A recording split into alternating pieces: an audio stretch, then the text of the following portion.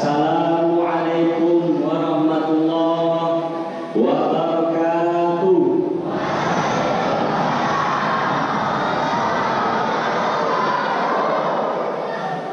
Berbagai di dalam alam dimakan kurang sungai-sungai. Kita doakan yang jawab salam, mudah-mudahan masuk surga.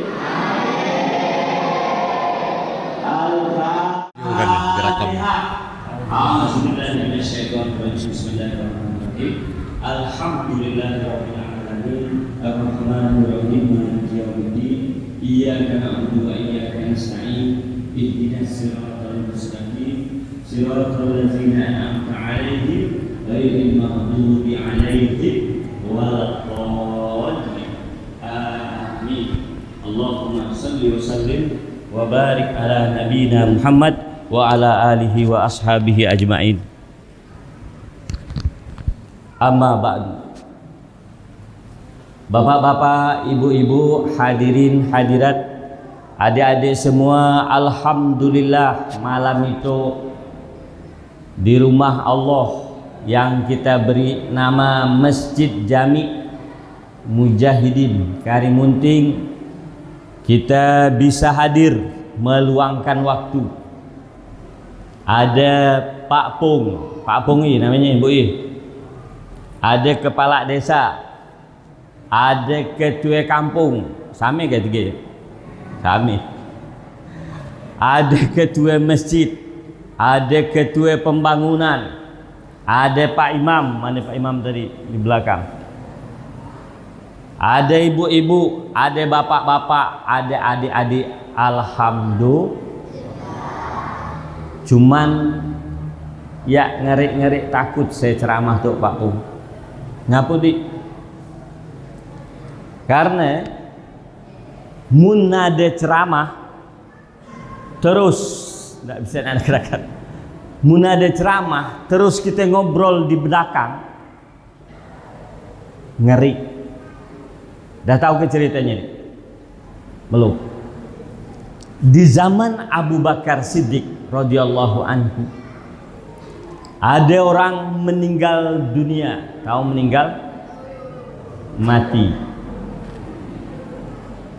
Kira-kira orang meninggal diapakanlah dek? Sebelum dikubur dimandikan, bukan disolatkan dulu. Sebelum dikubur disolatkan. Sebelum disolatkan dikapankan. Sebelum dikapankan dimandikan. Adalah orang mati tadi. Laka dia mati, kemudian selesai dimandikan, diberi kain putih, kita sebut pocong. Cuman dolo mun orang mati ndaan dibawa pakai keranda. Ada ke keranda itu? Tahu ke keranda, Bu? Ada tulisan apalah di keranda ya?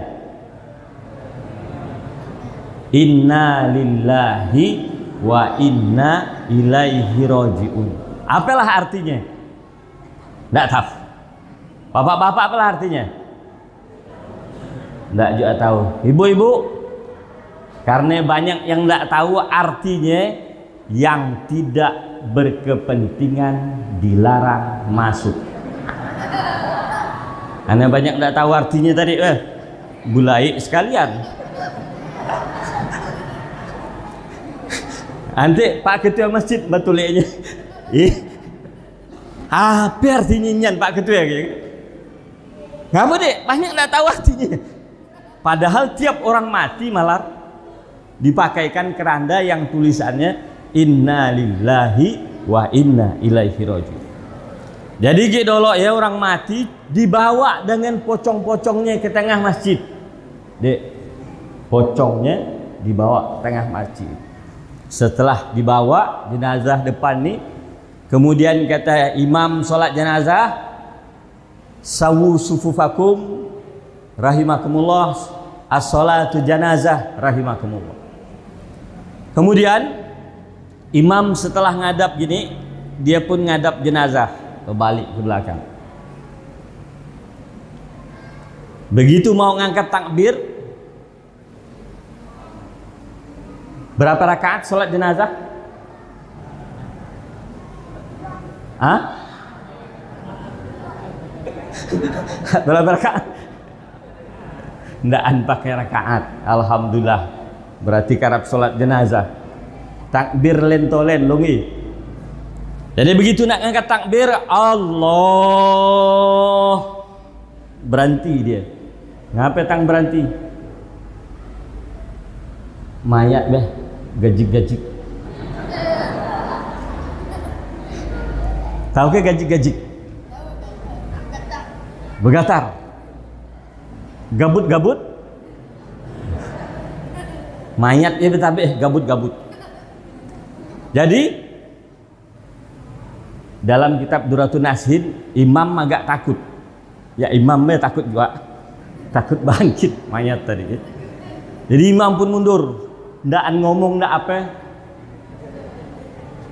Maksudnya beh, hidup lagi, bangkit. Nah, jamaah sholat jenazah ada yang berani seorang pun magik mayat ya, pelan-pelan buka kabat di kepala. Astagfirullahaladzim. Kenapa dia terkejut membaca istighfar? Karena begitu dibuka kain jenazah, ada ular, kepala ular masuk kepala manusia ke mulut kepala ular sikit. Apa namanya ya? Masuk sikit. Hah? Nyompel ke nyompol? Betul ke lo? Nyompol. Mulut ular nyompol kepala jenazah. Allah. Maka mulur tadi yang melihat ada ular mundur, ketakutan. Kemudian terdengar suara tulang remuk, tapi yang baru nampak kepala. Maka ada jamaah sholat jenazah yang berani cari kayu. Begitu dapat kayu, ngapain namanya? Ah, betul. Ngais ke nguis? Mendekati jenazah dia.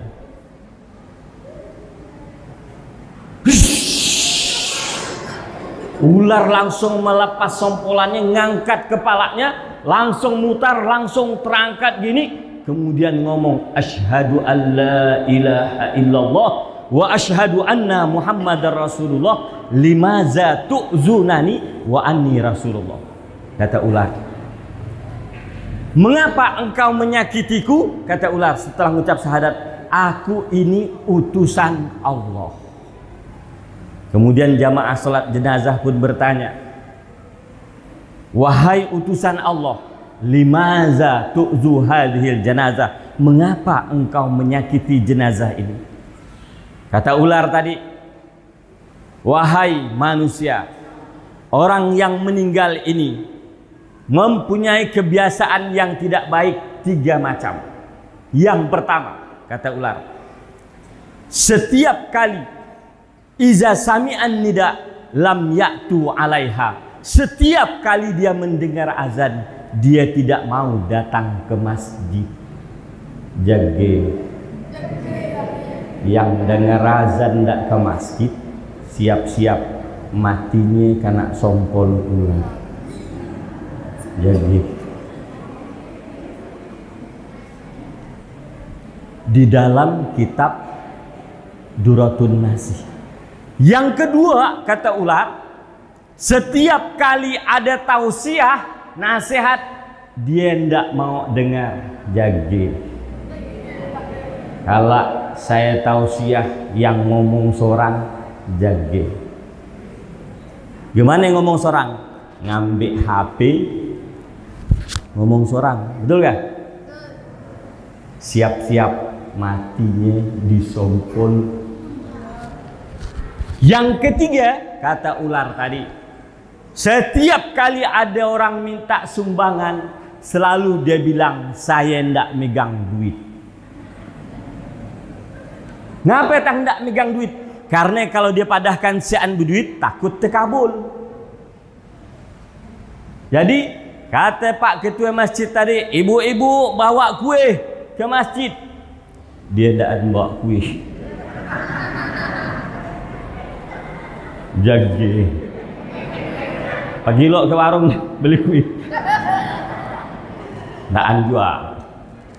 Jadi ibu dan bapak, adik-adik, itulah yang khawatir kalau kita tausiah ini ada jamaah yang hadir tidak mendengar tausiah, matinya disompol ular. Tapi Pak Bu, itu rahasia kita yang ke masjid. Usah yang tidak ke masjid, esok kita tunjuk gaya, tunjuk jagi sompolullah. Sudah, ya rahasia kita aja. Kata Pak Pung tadi bagus doanya kan. Yang belum ke masjid kita doakan, mudah-mudahan segera ke masjid. Amin. Yang TV-nya ditontonnya, mudah-mudahan sudah disedekahkannya. Duit sumbangannya atau dijualnya untuk melakatkan masjid. Merusak. Kalau tidak semuanya tidak bisa makai, tidak apa-apa. Mun Pak Pung boleh doakannya rusak, mun Ustad tidak boleh. Bedanya gitu. Mun same doanya, bukan Ustad juga namanya, Pak Pung juga. Nah ya gitu. Mun Pak Pung wajar doakannya rusak, mun Ustad tidak. Mudah-mudahan doanya TV-nya dijualnya, duitnya untuk bangun, melakatkan bangun masjid. Ibu dan bapak yang saya cintai karena Allah Subhanahu wa Ta'ala, pelajaran dari hikmah atau memperingati Isra Mi'raj Nabi Muhammad SAW, yaitu apalah kira-kira? Tidak tahu. Apalah lo kira-kira lo? Tidak tahu. Pura-pura tidak tahu. Pelajarannya ibu dan bapak agar kita bisa masuk surga dengan sebab doa Nabi Muhammad Sallallahu Alaihi Wasallam. Doa Nabi Muhammad Sallallahu Alaihi Wasallam itu namanya apa? Syafaat. Apa? Itu syafaat Nabi Muhammad Sallallahu Alaihi Wasallam. Cuman ada cumannya. Syafaat Nabi kita gunakan untuk supaya bisa masuk surga dengan syafaat Nabi. Masalahnya kita di situ ndaan semuanya mau masuk surga. Betul kan? Coba yang mau masuk surga angkat tangan. Ya, yang depan aja enggak mau. Apa aja yang belakang? Kan? Betul kan? Masalahnya banyak yang enggak mau masuk surga. Betul enggak? Jadi ingin gitu enggak mau masuk surga. Kenapa enggak mau masuk surga? Karena enggak tahu ada apa di surga. Betul kan lo? Ada apalah di surga? Permintaan. Di surga ada yang ngapal Yasin 55, 56, 57. Nggak nafal. Bacanya karap longi, cuman nggak nafal. Inna ashabal jannatil yawma fi sughulin fakihun.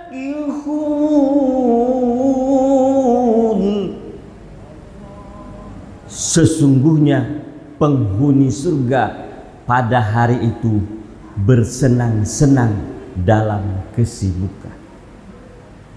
Apa pekerjaan penghuni surga? Sibuk bersenang-senang. Dek, di situ ada orang kaya enggak? Ada? Ada orang kaya? Bu, ada orang kaya enggak di situ? Siah. Munsian payalah mendagai. Pertanyaannya Bapak Ibu, suahke kita nelpon orang kaya, dia jawab, maaf saya sedang sibuk bersenang-senang. Suah enggak? Enggak ada. Enggak ada. Nah, pekerjaan penghuni surga sibuk bersenang-senang. Mau enggak masuk surga? Alhamdulillah. Saya tanya lagi, yang mau masuk surga angkat tangan. Alhamdulillah, yang depan dah beri contoh. Saya paling tinggi, angkat tangan, saya mau masuk surga. Bu, Pak, kita yang di dunia kaya, lihatlah orang kaya. Makan durian senang enggak? Senang. Senang. Makan undang galah senang enggak? Makan daging belamak senang enggak? Ada enggak orang kaya enggak boleh makannya? Ngapa tak enggak boleh? Kolesterol, darah tinggi. Pak, dengan masuk surga kita boleh makan apa aja. Allahu Akbar. Sean di sinun kolesterol, sean sinun. Maka orang kaya yang masuk surga di dunia dia senang, setelah meninggal dunia dia tetap senang. Cuman ndak semuanya kita kaya. Ndak semuanya kita punya to. Ndak semua rumah kita BAC, kan? Jadi bila kita nak nikmatinya, kalau masuk surga. Pertanyaannya, kira-kira mun kala kita mati masuk surga enggak? Enggak tahu. Supaya masuk surga, caranya bertobat kepada Allah Subhanahu wa taala, kemudian berniat untuk mencontoh Nabi Muhammad SAW, kemudian dapatkan syafaat Nabi Muhammad sallallahu alaihi wasallam.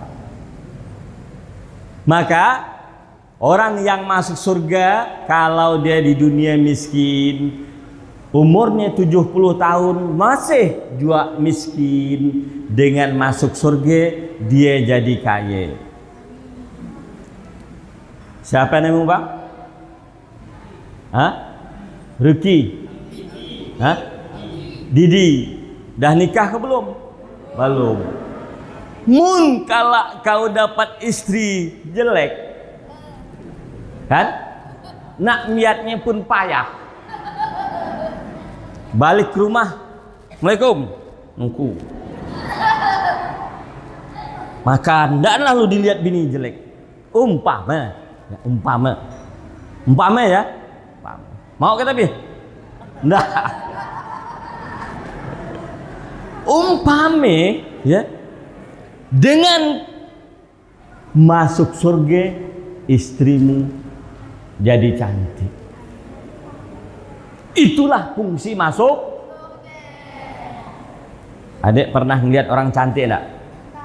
Umakmu cantik enggak? Bagus. Dek, bidadari surga saking cantiknya, mun netes satu tetes air liurnya ke laut, air laut rasanya apa? Air laut berubah jadi tawar. Setetes. Mun dua tetes manis. Kalau malam tunggu umakmu tidur, cari sendok, salutik dengan sendok air liurnya, godakan dengan air garam, masukkan 7 tetes, rasa madu. Maka Bapak Ibu, yang kita di dunia kalau punya istri ngomel tolen, marah tolen, kapak tolen, dah tuwe, macam ndak ada kerajaan lagi katanya. Kita ndak marah-marah dengan istri. Ngapa? Karena di surga istri kita Pak, ya Allah. Allah. Air liurnya baru setetes tadi. Itulah fungsinya masuk. Ibu-ibu setelah masuk surga, suaminya ndak ada lagi sakit pinggang, ndak ada lagi begagar,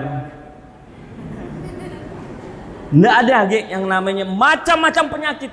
Itulah fungsi masuk surga. Hanya cara masuk surga yang diantara sekian banyak masuk surga, caranya malam hari ini kita motivasi mendapat syafaat Nabi Muhammad. Kira-kira gimana lah supaya dapat syafaat Nabi? Tidak tahu. Yang pertama, ibu dapat cara dapat syafaat Nabi. Setiap kali nama Nabi kita dengar disebut, kita jawab dengan sholawat atau sholli alaihi. Tadi dah berapa kali kita dengar nama Nabi disebut? Pembawa acara nyebut nama Nabi, ketua masjid nyebut nama Nabi, Pak Pung nyebut nama Nabi, saya nyebut nama Nabi. Nah, yang ingin masuk surga cepat-cepat berselawat kepada Nabi Muhammad Sallallahu Alaihi Wasallam. Jawabnya sholli alaihi. Sholli Allahumma sholli wa sallim wa barik alaihi. Nah, gitulah jawabnya. Maksud orang selawat waktu terawih ya, ngajari kita supaya di luar terawih baca selawat juga, bukan cuman waktu terawih. Kita mun ndak terawih dan ndak baca kan nih, iyalah kesalahan kita. Jadi cerita hadis itu, ibu dan bapak, malam-malam istri Nabi yang bernama Aisyah melade. Tahu melade? Kamar Nabi, ibu dan bapak di samping masjid sebelah kiri. Nah, di sebelahnya ini mimbar. Nah, itu namanya antara kamar masjid dengan mimbar, itu namanya raudah di Madinah. Nabi tidur di sebelahnya. Sekarang sudah jadi raudah, jadi kuburan Nabi. Nah, malam-malam Aisyah bangun, melade bahasa kita. Dilihatnya Nabi sedang buat kopi kan? Bukan. Dilihatnya Nabi sedang sholat. Allahu Akbar. Baca Al-Fatihah, Al-Baqarah. Allahu Akbar. Nunggu Nabi sholat, Aisyah lakak melade tertidur lagi. Tak lama tertidur, melade lagi. Nabi masih sholat. Allahu Akbar. Jadi Bapak Ibu, malam kerjaan Nabi ngapa? Sholat. Bukan nonton sinetron, bukan nonton bola, bukan main game, main HP, bukan main bukan main gaplek. Iya, kalau nak nyontoh Nabi malam-malam diisi dengan kami dah tua gimana Ustaz? Nabi dah tua masih sholat tak? Masih. Berarti tua-tua pun sholat. Munasamurat gimana Ustaz? Nabi bengkak enggak kakinya? Bengkak. Aisyah lihat Nabi sholat kakinya bengkak. Ya Rasulullah, mengapa engkau sholat sampai kakimu bengkak-bengkak padahal dosamu sudah diampuni oleh Allah Subhanahu wa taala? Kata Rasulullah, afala uhibbu an akuna abdan syakuro. Apa aku tidak senang dipanggil hamba yang bersyukur? Kita lanjutkan cerita Aisyah tadi. Anas bin Malik meriwayatkan, melade Aisyah, Nabi belum selesai sholat. Aisyah nunggu Nabi lekak sholat supaya tidak ngantuk. Aisyah ngambil baju yang koyak, ngambil jarum dengan benang. Ngapa? Menjahit baju kok. Cuman rumah Nabi dindingnya dari pelapah kurma. Jadi berlubang-lubang lah, ada angin ceritanya. Nah, Aisyah malam-malam jahit, ada enggak listrik? Adanya apa? pelite. Pelite ya terbuat dari minyak zaitun. Jadi waktu Aisyah jahit, dinyalakanlah minyak zaitun pelite tadi ya. Karena Aisyah jahit, datanglah angin kuat, angin kencang, angin laju. Nah Aisyah nak nahan angin dengan tangannya, tahu kan? Tekan jahit deh. Nak nahan angin dengan tangan, jarumnya terlepas belabik ke bawah. Ya angin yang ditahan, daan berhasil, pelitenya padam, jadi gelap. Aisyah pun cari jarum dalam keadaan gelap. Namanya apa? Betatap. Masih ingat deh bahasa kampung. Gelap-gelap mencari jarum, betatap. Nggak dapat Aisyah jarum dengan benangnya gelap. Tiba-tiba lagi mencari jarum betatap, muncul cahaya terang benderang dari belakang Aisyah menerangi jarum dan benang. Nampak kelihatan oleh Aisyah, diambil. Kemudian Aisyah melihat sumber cahaya menoleh ke kanan. Begitu dilihat oleh Aisyah sumber cahaya, dia mengucapkan pujian kepada Allah. Subhanallah, Allahu Akbar, maha suci Allah yang maha besar ya Rasulullah. Wajhaka ya Rasulullah munawwirun, bercahaya ya Rasulullah. Hal min ummatika la tanzuru wajhaka yaumal qiyamah. Ya Rasulullah, ada ndak umatmu yang tidak melihat wajahmu di hari kiamat? Kata Rasulullah, ada wahai Aisyah. Siapa ya Rasulullah? Huwa atau hum abkhalun nas. Itu adalah manusia yang paling kuit, masing, garam, betuku. Apa maksudnya ya Rasulullah? Maksudnya kata Nabi Muhammad. Maksudnya kata Nabi Muhammad. Tidak ada yang selawat nih. Maksudnya kata Nabi Muhammad. Alhamdulillah ada. Maksudnya kata Nabi Muhammad sallallahu alaihi wasallam, iza zukirasmi alaihi lam yusalli alayya. Apabila dia mendengar namaku disebut, dia tidak mau berselawat kepadaku, kata Nabi. Sallallahu ala Muhammad sallallahu alaihi wasallam. Sallallahu ala Muhammad sallallahu alaihi wasallam. Kalau kau cinta Allah, tepuk tangan. Kalau kau senang hati dan cinta Nabi Muhammad, tepuk tangan. Kalau kau senang hati, tepuk tangan. Kalau kau senang hati dan memangnya begitu, kalau kau masih ngompol, tepuk tangan. Alhamdulillah. Masih ada dua yang ngompol. Masih ngompolnya enggak? Masih. Ibu dan bapak yang saya cintai karena Allah Subhanahu wa taala, supaya biang dan ngantuk tadi ya, untuk biak sikit-sikit.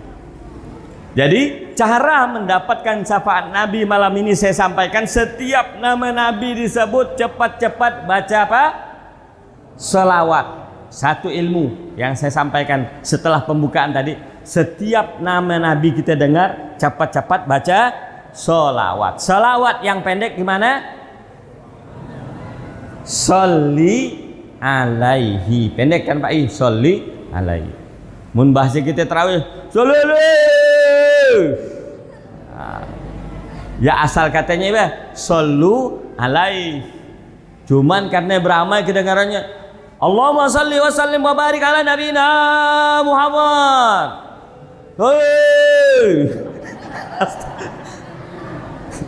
Selawat lagi ya. Ya selawat ke bukan? Jadi batuli isuk-isuk usannya sudah sholli alaihi. Cuman karena Allah ndaan bengal usana ngerau. Ya iya aja. Allahumma sholli wa sallim wa barik ala nabiyina Muhammad. Allahumma sholli wa sallim wa barik alaihi. Ya aja. Karena sholawat tuh sama dengan berdoa. Berdoa sama dengan minta. Ya iya deh. Jadi yang kedua, cara mendapat syafaat Nabi Muhammad. Jawab Bu. Sholli. Jadi setiap saya nyebut nama Nabi Bu, Pak, cepat-cepat jawab. Sholli alaihi. Ya, supaya dapat syafaat.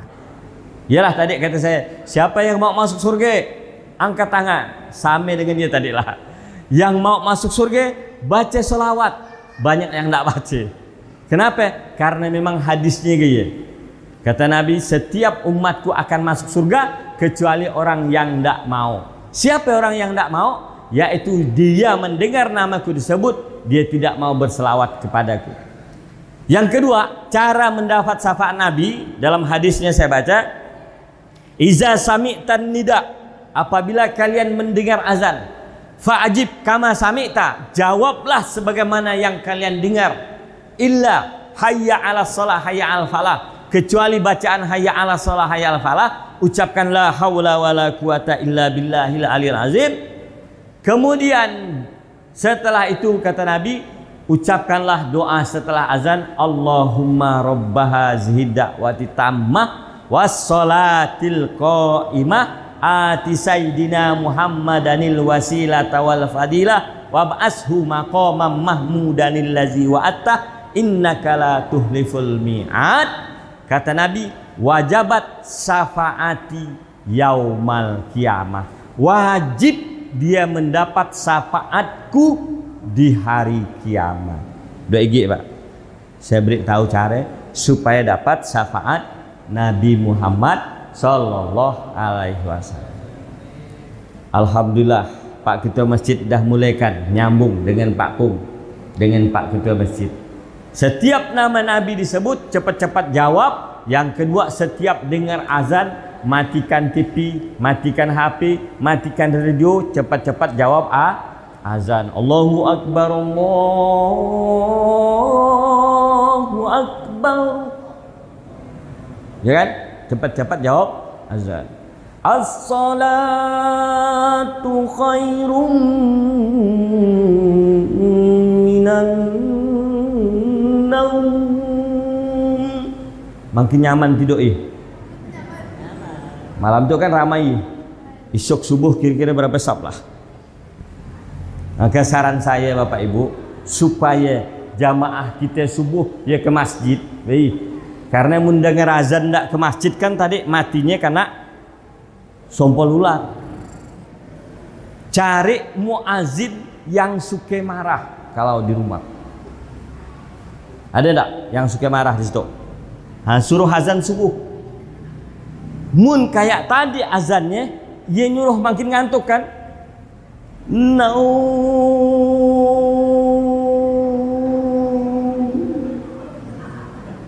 Tidur kita ndak ngarelongi.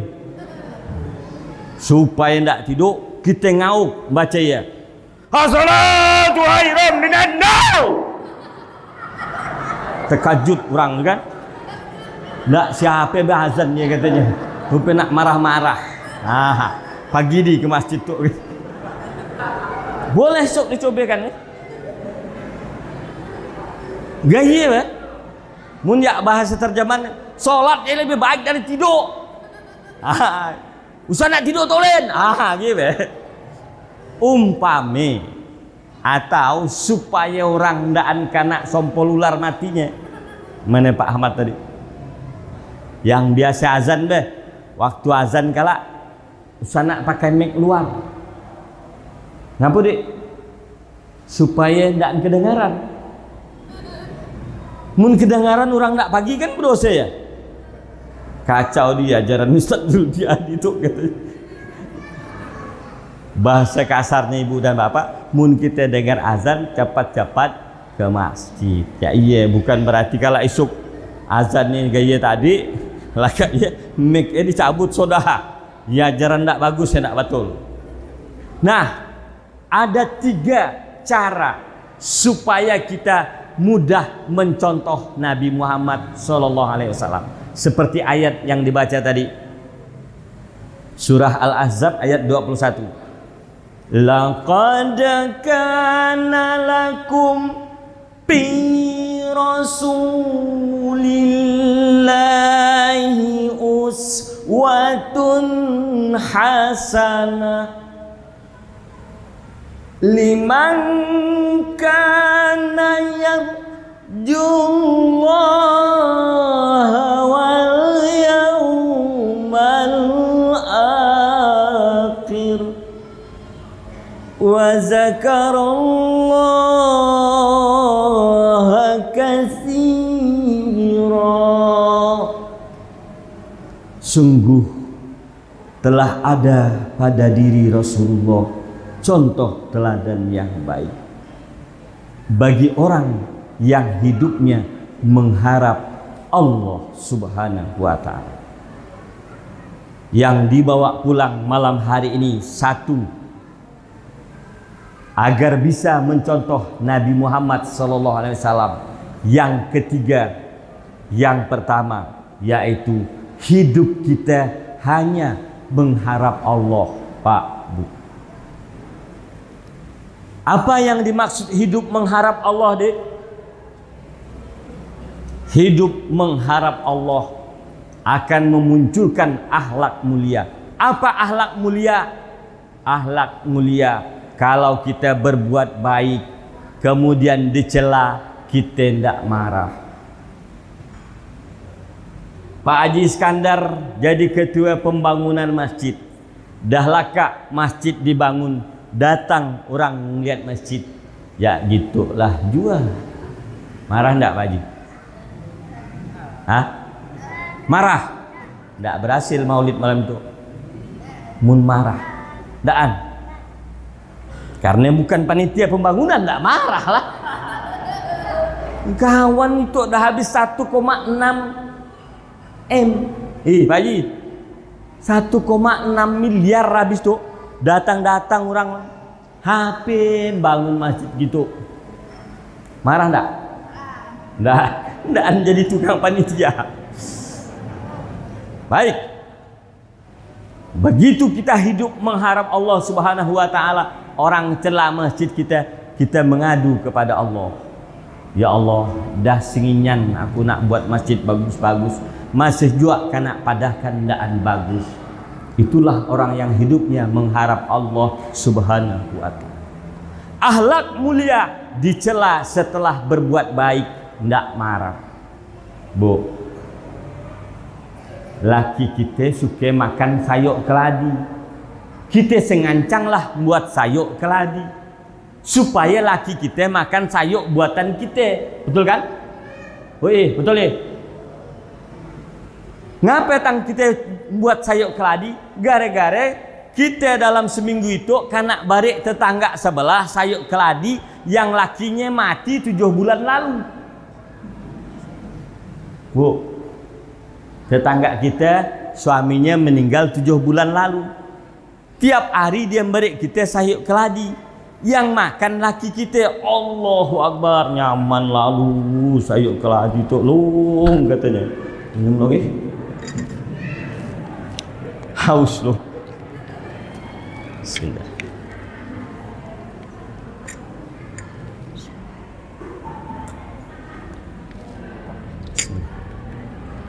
Jadi begitu dimakannya sayur keladi, nyaman. Kira-kira ibu cemburu tak? Ndaan?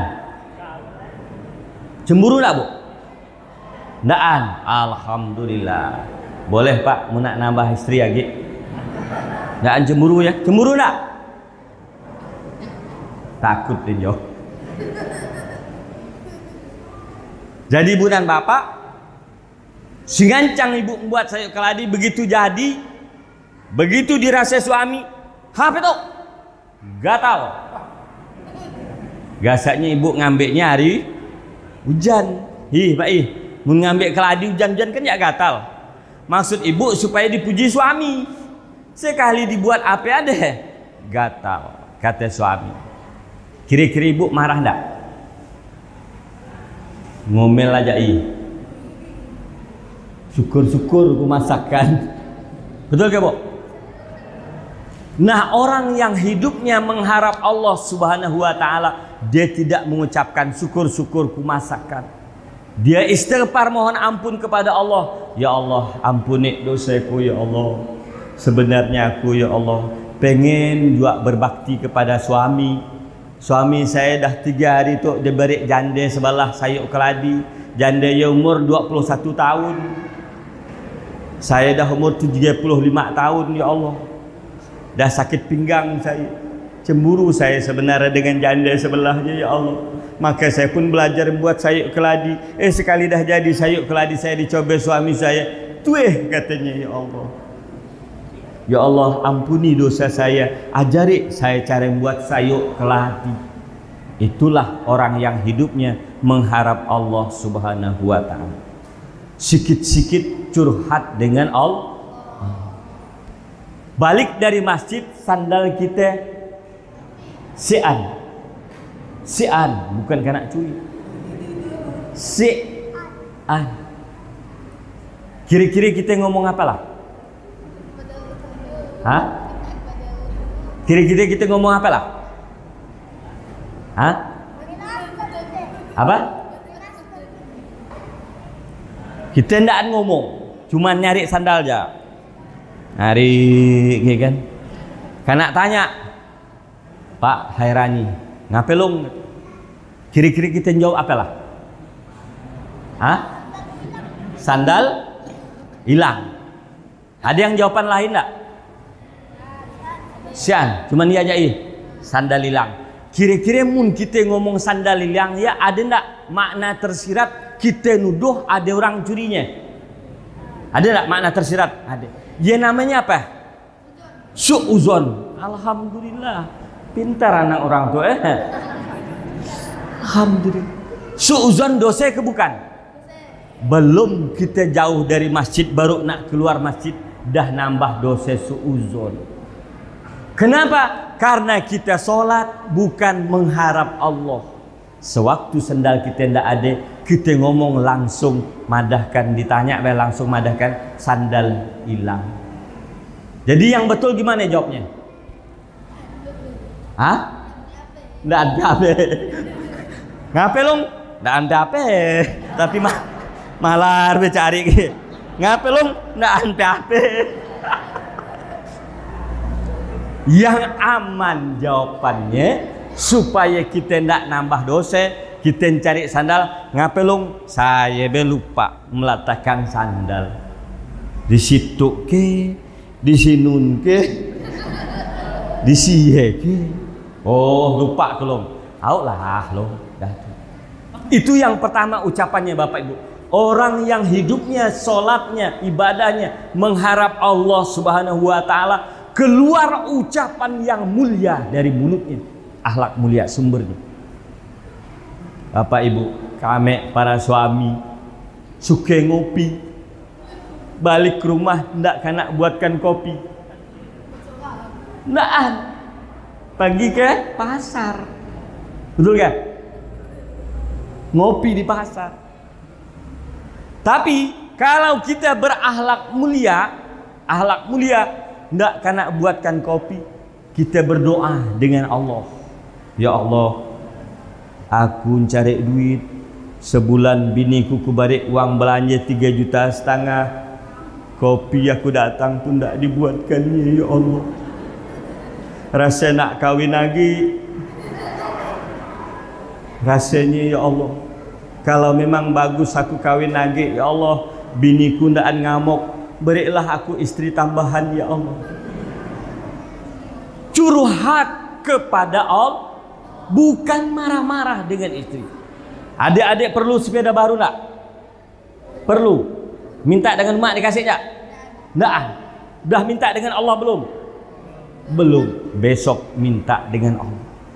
Orang yang bisa mencontoh akhlak Nabi yang mulia, prinsip hidupnya hanya mengharap Allah. Kata surah Al-Ahzab ayat 21 yelum.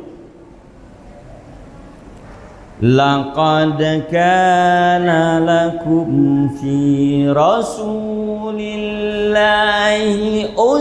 uswatun hasanatul liman kana yarjullaha wal yawmal akhir. Mengharap Allah dan hari akhir, itulah akhlak mulia muncul. Hari pembalasan. Cara kedua agar kita bisa mencontoh akhlak Nabi, prinsip hidup kita mengharap hari kiamat atau hari pembalasan.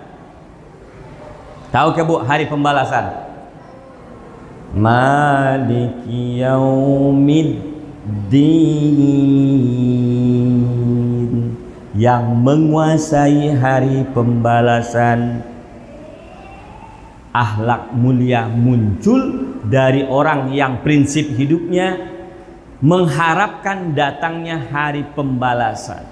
Kira-kira loh, sandal kita tidak ada di tempatnya, kita beri tanda tak silang 2 gig ke warna kuning be, sandal kita warna biru, kelihatan biak makainya. Kita ngomong apalah? Ngomong apalah?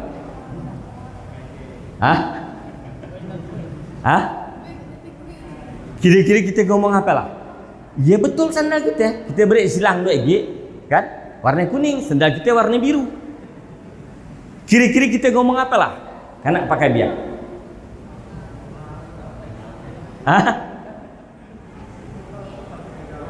Gasaknya kau be selama itu yang ngambil sandal gitu.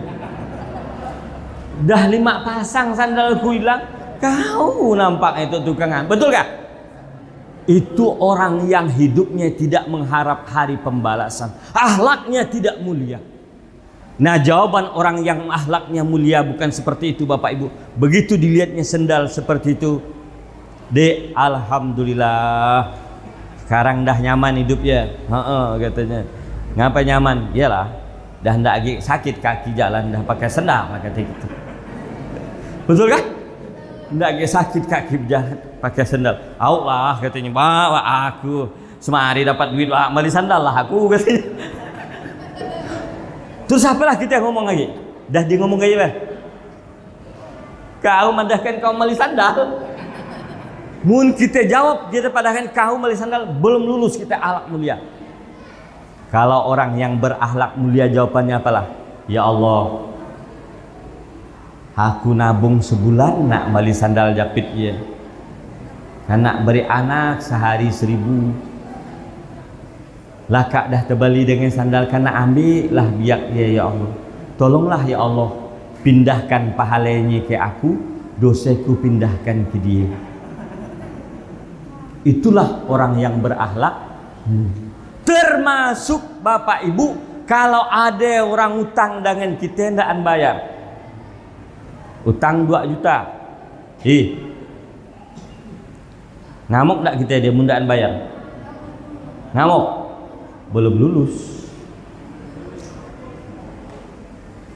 Long, mun ada orang utang 10 juta. Kita tagih ke rumahnya. Aku ndak megang duit tuh be, katanya. Gimana nak bayar utang? Kali seminggu kemudian kita lihat dia pakai motor baru. Lewat depan rumah kita. Kita pergi ke rumahnya, nanya bininya. Bu, motor yang dipakai laki bu ya motor siapa? Motornya lah, apa dek? Pakai duit siapa dia? Kredit ke? Daan. Beli cash lah dia. Kira-kira kita ngomong apa lagi? Pembula suami. Betul kah? Kurang ngajar suami ibunya pembula. Bagus nak ucapan seperti itu? Nggak. Lalu bagaimana supaya bagus ucapan kita Bapak Ibu? Begitu kita tahu motor kita, duit kita ndak dibayar 10 juta, tapi yang minjam duit ya beli motor baru. Ya dia memang ndak gula sebenarnya Bapak Ibu. Cobalah dengar-dengar dia ngomong betul-betul dia utang 10 juta, kita datang ke rumahnya. Ning, bayarlah utang Ning 10 juta. Gimana Pak aku nak bayar utangmu? Aku ndak megang duit tuh be, katanya.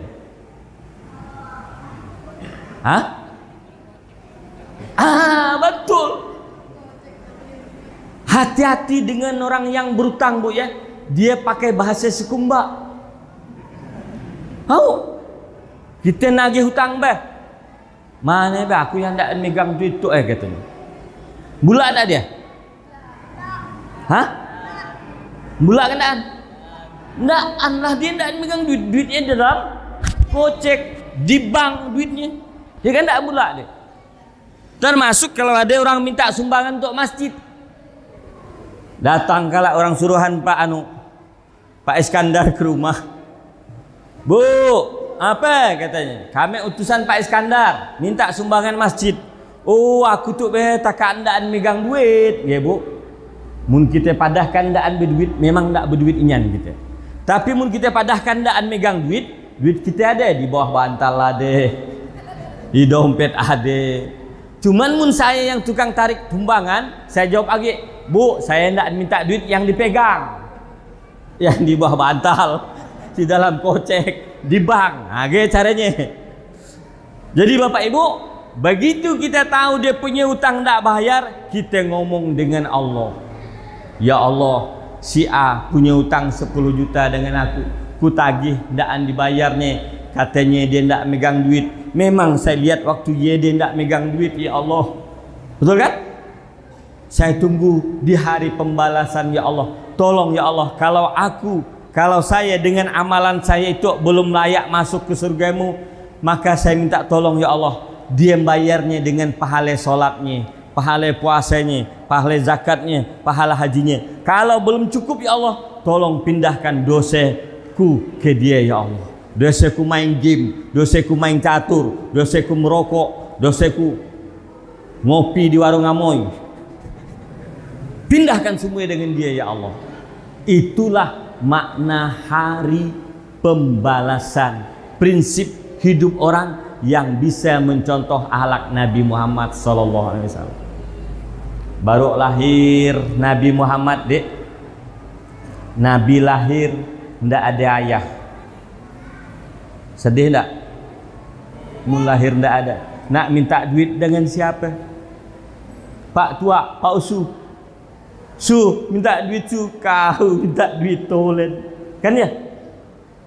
Nabi Muhammad lahir ndak punya ayah, tapi bisa jadi orang hebat. Kita punya ayah, berantu. Bagaimana Nabi bisa lahir menjadi orang hebat ndak punya ayah? Nabi diajarkan oleh Allah belajar hidup prihatin. Ndak boleh sok kaya, ndak boleh sok ade. Nah, Pak So, beri mak martabak, mak sosis, mak sate, mak ayam, mak.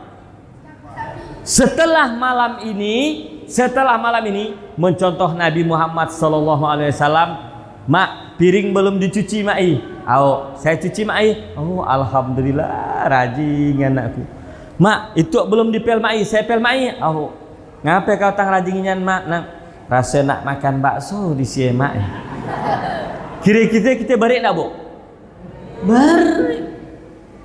Setelah malam ini kita contoh akhlak Nabi Muhammad. Apa? Dari kecil Nabi Muhammad hidupnya prihatin.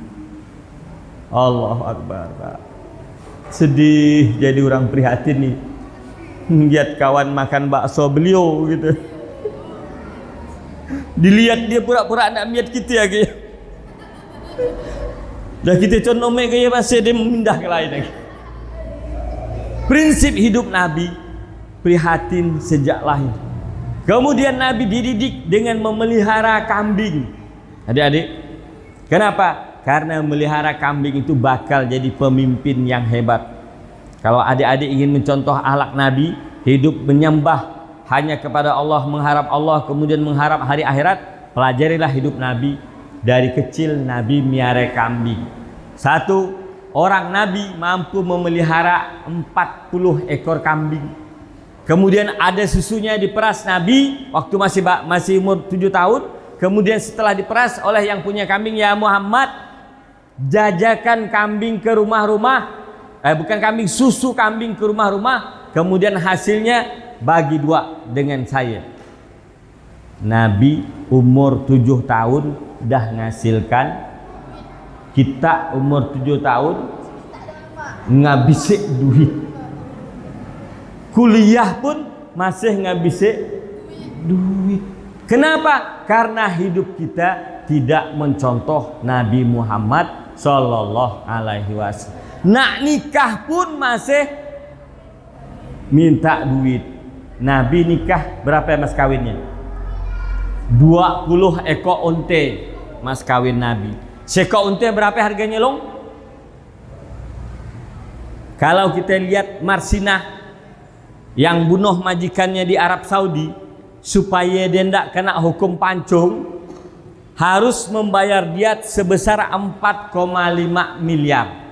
Dapat dari mana hitungan 4,5 miliar? Dapat dari diat yang dimaafkan, bayarannya 100 ekor unta. Jadi cara ngitungnya sekor unta 4,5 miliar dibagi 100. Berarti sekor unta harganya berapa?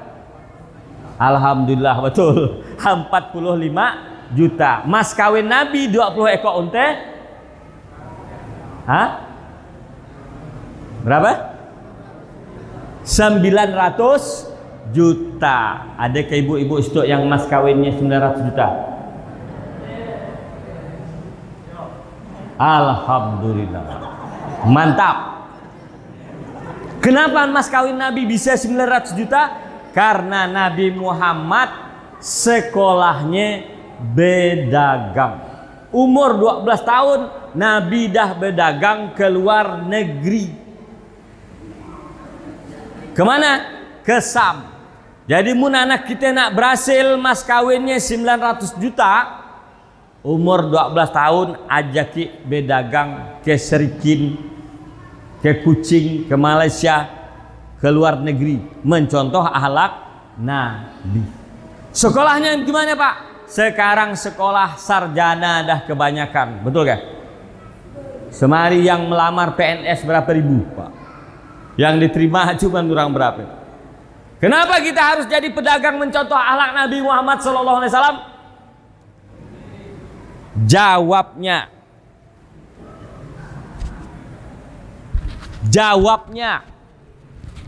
karena habis di pinggir jalan siapa yang punya warung? Orang kita bukan. Apa kerjaannya?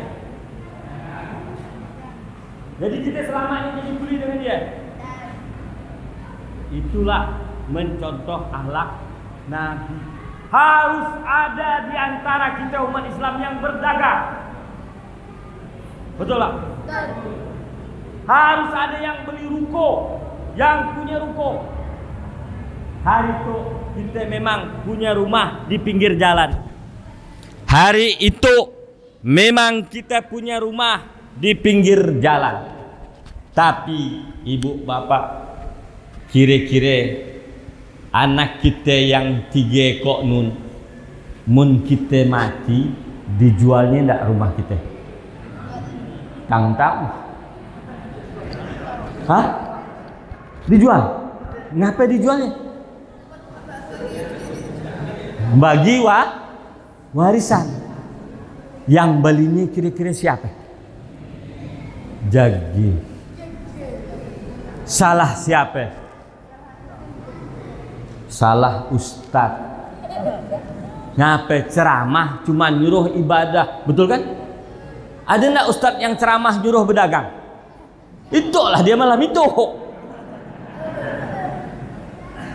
Malam itu ustaz nyuruh sholat, nyuruh puasa, nyuruh akhlak Nabi dicontoh, nyuruh jadi pedagang.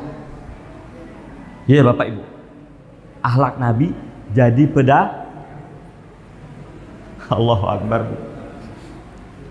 Dari Singkawang ke Sambas, lihat kere, tulisannya ndak kita bisa baca, lihat kanan ndak bisa baca, semuanya dah. Di Singkawang juga, bapaknya kaya-kaya, anaknya sekolahkan Jakarta, Bandung, Surabaya, kemana-mana. Kerja di Bandung, Jakarta, Surabaya. Begitu bapaknya meninggal, rumahnya si Andiame, kata anak-anaknya, kita jual aja lah rumahnya, kita bagi duitnya, kita jadikan warisan. Siapa yang belinya?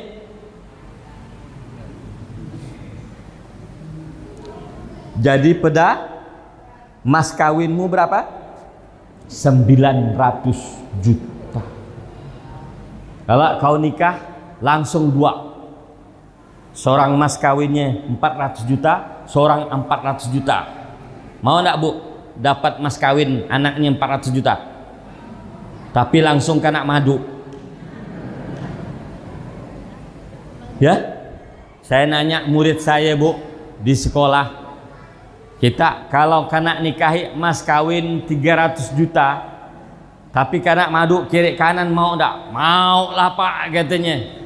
Dan suka kalau minta cerai, duit dah dapat 300 juta katanya, kawin lagi. Kenapa? Jarang umat Islam yang mencontoh mas kawin Nabi Muhammad kurang lebih 900 juta. Ngapa tang tak bisa long? Karena akhlak Nabi berdagang daan dicontoh. Lihatlah Bapak Ibu tetangga kita, biar kacik disuruhnya kerja bengkel ni. Kita tanya, suanda nanyanya, berapa upahmu? Apa katanya? Saya tanya di Sakok, Pak katanya, seminggu saya bayar 5.000. Hah? Ngapa tang bayar? Iyalah Pak, susah nak dapat kerja di situ. Padahal 2 tahun kerjanya cuman narikan rantai, nambal ban. Iya naknya. Dah 7 tahun dia baru bongkar mesin, bongkar apa. Tapi begitu dia dah tahu bongkar mesin, mulai kena bayar gaji, mulai ditabungnya, tabungnya. Sampai dah dapat ilmu bengkel, tabungannya cukup, buka bengkel baru. Ilmu ade, modal ade. Akhlak Nabi Muhammad Sallallahu Alaihi Wasallam dipakailah orang lain. Orang lain yang makanya Bapak Ibu kan sedih kan kita ini. Jadi mudah-mudahan Kari Munting tuh jangan gara-gara sawit aja kita berhasil kaya, tapi begitu kalau habis sawit 20 tahun, pelabuhan digunakan oleh orang lain untuk jual sawit ke luar negeri. Apa minyak namanya? Minyak apa namanya? CPO. Auto CPO ya, kira-kira minyak siapa lah? Kita kerja dengan dia ajak dah kaya, apa aja dia yang jualnya. Jadi itu akhlak Nabi Muhammad Sallallahu Alaihi Wasallam. Cuman hanya bisa mencontoh akhlak Nabi satu, hidupnya mengharap Allah. Yang kedua, hidupnya mengharap hari pemba. Yang ketiga, wa zakarallaha katsira, banyak berzikir kepada Allah. Kena hina, kena caci, kena maki, kita tidak marah Pak Bu Dek. Kena katakan bodoh marah tak? Daan, alhamdulillah. Kena katakan gile marah tak? Kena katakan antu bangkit? Mun masih marah, belum berhasil nyontoh Nabi. Mun kena katakan jahanam? Nggak. Kenapa kita dikatakan tidak marah Bapak Ibu? Karena begitu kita kena katakan, kena caci, kena marahi, kena celak, dosa yang ada pada kita pindah ke orang yang mencela. Pahalanya pindah ke kita. Kita dah tua longi, laka eronga agi. Ronga mana katanya kan? Marah ndak kita? Ndak. Lekak malam itu dah. Kita dah haji, ndak kena panggil haji, marah ndak? Ndak gek marah. Bahlul kata orang. Padahal kita dah haji, langsung kita angkat tangan, alhamdulillah ya Allah. Berkurang dosa saya sikit ya Allah. Karena katakan Bahlul. Akhlak Nabi Muhammad Sallallahu Alaihi Wasallam. Ibu dan bapak yang saya cintai karena Allah Subhanahu wa taala. Jadi Nabi lahir ke dunia Saking hebatnya akhlak mulia Nabi, lahir Nabi ke dunia tanggal berapa? 12 Rabiul Awal tahun 571 Masehi. Pendeta Tong Samcong ke barat tahun berapa? Berarti tidak nonton Kerasakti. Bapak Ibu, pendeta Tong Samcong mencari kitab suci ke barat tahun berapa? Tidak tahu kan? Kata Pak Pung tadi sejarah. Dia mencari kitab suci ke barat pada tahun 618 Masehi. Tercatat di prasasti dinasti Tang di Cina. Ini sejarah yang disembunyikan Pak Pung. Baratnya Cina adalah Arab Saudi. 571 Nabi lahir ke dunia. 611 umur Nabi 40 tahun mendapat wahyu. 611 Masehi Nabi mendapat Nah 618 pendeta Tang dengan patkai, dengan gokong. Patkai megang apa ya? Gokong megang tongkat. Nah dalam prasastinya, kata mu'alaf cerita ke saya, disebutkan tertulis 618 Masehi. Cuman karena yang buat film itu bukan orang Islam, maka yang dicarinya bukan kitab Al-Quran katanya. Padahal sejarah aslinya kitab suci yang dicarinya adalah kitab Al-Quran. Karena dia datang ke baratnya Arab, baratnya Cina adalah Arab Saudi, dan bukti bahwa dia mencari Al-Quran, jalan yang dilaluinya rata-rata beragama Islam. Yang kedua, mantra yang dibaca oleh pendeta biksu apa namanya? Nggak tahu ya. Biksu Tong ya. Nah, Biksu Tong Samcong, betul kan Biksu Samcong? Nah, Biksu Tong itu adalah ayat Al-Quran, sehingga jin kera, jin babi, jin buaya dibacakan ayat Al-Quran kepanasan. Karena yang buat film bukan orang Islam, maka jalan ceritanya versi bukan orang Islam. Ini sejarah lahir Nabi Muhammad 571 Masehi, dapat wahyu umur tahun 611 Masehi, kemudian 17 tahun kemudian kitab suci sedang dalam penurunan.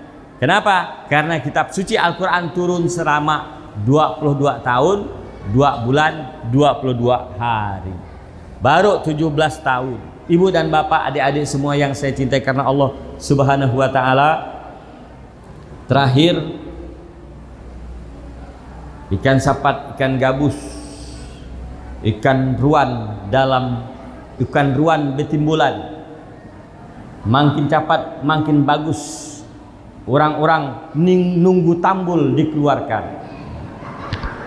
Ikan ruan betimbulan, orang-orang nunggu tambul dikeluarkan.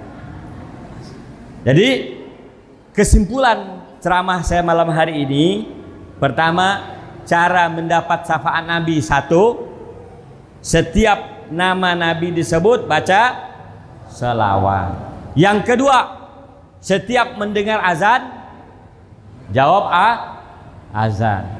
Yang ketiga, yang bisa mencontoh akhlak Nabi, 1, hidupnya mengharap Allah, bukan mengharap ridho Allah. Bapak Ibu ya, mengharap Allah. Apa beda mengharap ridho Allah dengan mengharap Allah? Beda, nanti lain waktu kita bahas supaya diundang lagi. Maksudnya mengharap Allah beda, mengharap ridho Allah beda. Nah, orang yang bisa mencontoh akhlak Nabi, prinsip hidupnya mengharap Allah. Ridho Allah, ridho Allah wadidain.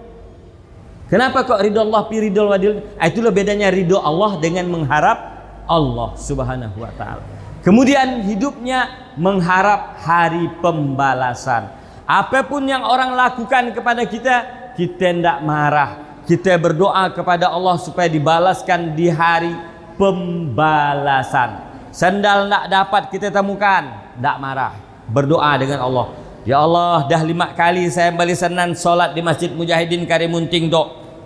5 kali saya balik tidak jumpa dengan sandal saya, ya Allah. Tolonglah ya Allah, pindahkan pahala orang yang ngambil sandal saya ke saya, pindahkan dosa saya ke dia.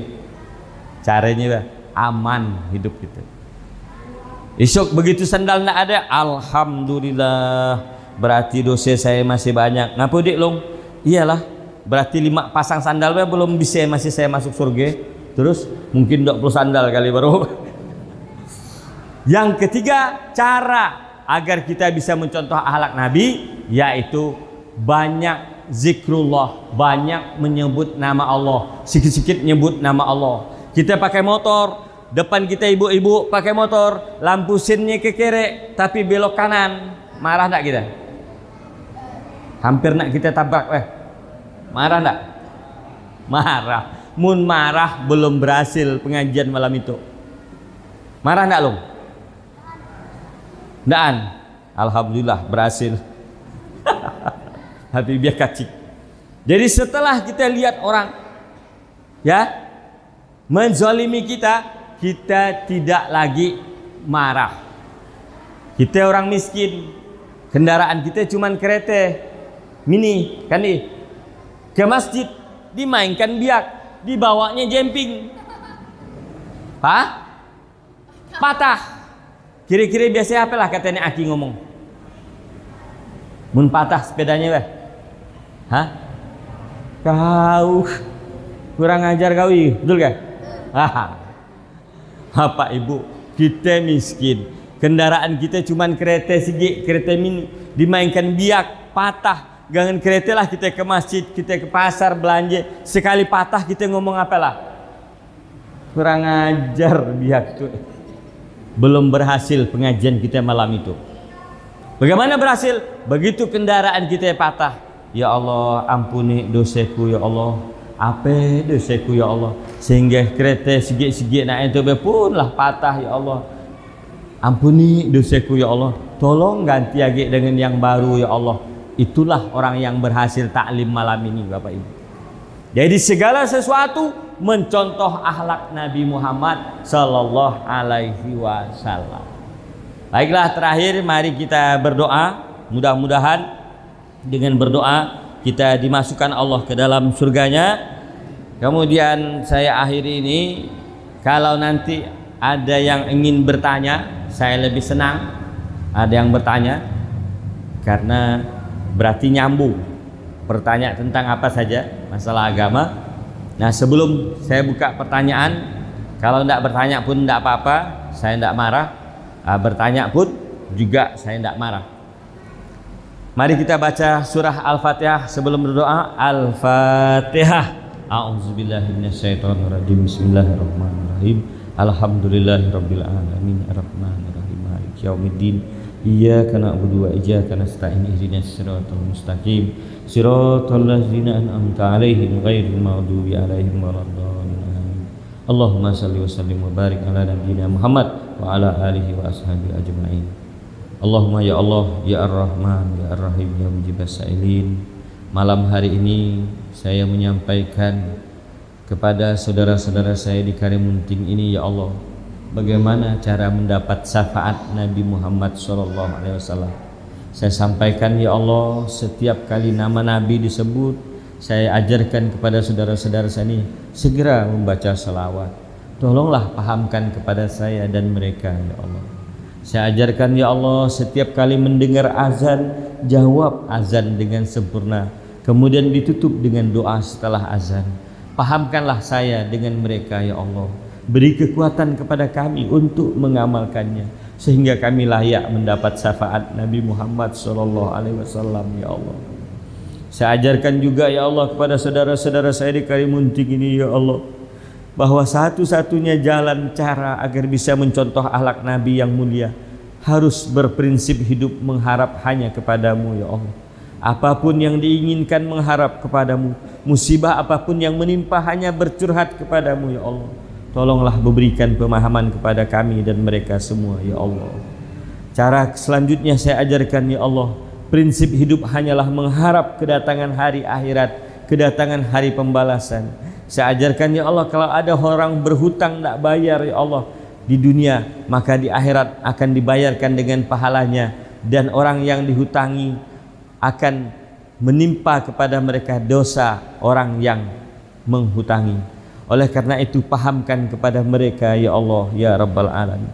Saya juga ajarkan ya Allah agar untuk banyak menyebut-Mu, menyebut namamu, berharap kepadamu, zikrullah, sikit-sikit cerita kepadamu ya Allah, sikit-sikit berharap kepadamu ya Allah. Ya Allah, berikan pemahaman malam hari ini kepada saudara-saudara saya ini ya Allah ya Rabbal Alamin, sehingga kami semua layak masuk ke surgamu ya Allah ya Rabbal Alamin. Ya Allah, walaupun kami tahu hidup ini hanyalah ujianmu, ada yang Engkau uji dengan kaya, jadikanlah tidak sombong. Engkau uji dengan miskin, jadikanlah tidak putus asa, tidak minder. Engkau jadikan tampan, cantik, tidak sombong. Engkau berikan pintar, tidak sombong. Engkau berikan kejelekan, kebodohan, tidak minder ya Allah. Kami mohon walaupun itu semua ujianmu ya Allah, jadikanlah hidup kami bahagia di dunia, bahagia di alam kubur, bahagia di akhirat ya Allah ya Rabbal Alamin. Salah satu ciri kebahagiaan ya Allah, sehatkanlah kami, panjangkanlah umur kami ya Allah, taatkanlah kami, takwakanlah kami, banyakkanlah rezeki kami, dan yang tidak lupa kami pun pinta kepadamu ya Allah, banyakkanlah duit kami ya Allah, dengan menambah ketakwaan kepada kami, menambah kesolehan dengan banyak duit ya Allah, menambah kami rajin menyumbang masjid ya Allah, menambah kami rajin infak dan sedekah ya Allah ya Rabbal Alamin. Tetapi kalau duit yang seperti inilah yang terbaik buat kami ya Allah jumlahnya, jadikanlah kami bersyukur dengan duit yang ada, bersyukur dengan nikmat yang ada ya Allah ya Rabbal Alamin. Hanya kepadamulah kami menyembah, tunduk patuh, berserah diri ya Allah. Hanya kepadamu kami minta tolong dan berdoa. Kabulkan doa-doa kami apabila nanti datang ajal kami ya Allah. Matikanlah kami dengan mati husnul khotimah, mati dalam keadaan mendapat jaminan surga darimu ya Allah, mati dalam keadaan mendapat syafaat Nabi Muhammad SAW, mati dalam keadaan mendapat doa dari anak-anak kami ya Allah, anak-anak yang soleh dan solehah. Rabbana atina fid dunya hasanah wa fil akhirati hasanah wa qina azabannar. Rabbana ighfir lana wa li ikhwanina allazina sabaquna bil iman wa la taj'al fi qulubina ghillan lil ladzina amanu rabbana innaka ra'ufur rahim. Rabbana ighfir lana dzunubana waghfir lana wa li walidaina warhamhuma kama rabbayana shirara. Wa sallallahu ala Muhammad walhamdulillahi rabbil alamin. Kurang lebihnya mohon maaf, wabillahi taufiq wal hidayah. Wassalamualaikum warahmatullahi wabarakatuh.